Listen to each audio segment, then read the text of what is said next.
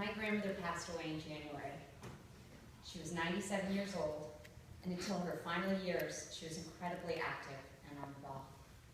Being from Arkansas, with 30 minutes notice, she could make a full meal of some cheesy casserole, fried fruit pies, deviled eggs, and biscuits for a party of 20.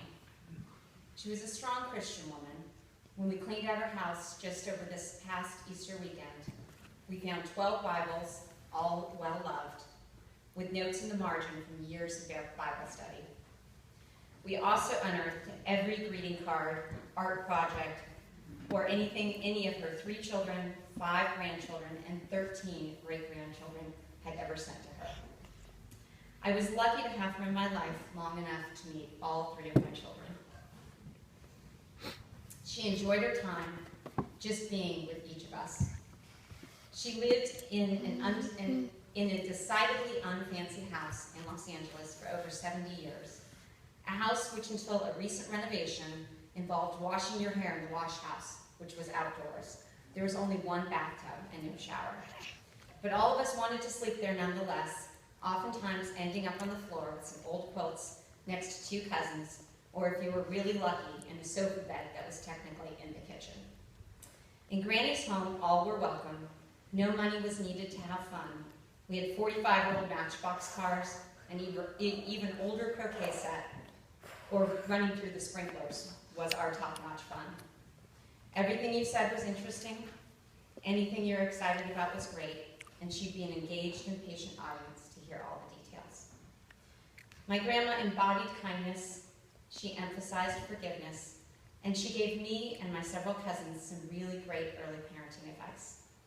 You cannot spoil a baby, she'd tell us, when we were listening to our babies wail in the bathroom in their pack-and-plays while clutching a copy of How to Fervorize Your Baby. Then she'd pick up our babies and rock them. Don't see everything, she would share, reminding that not all of our children's missteps needed to be called out, and to fight only the battles worth fighting.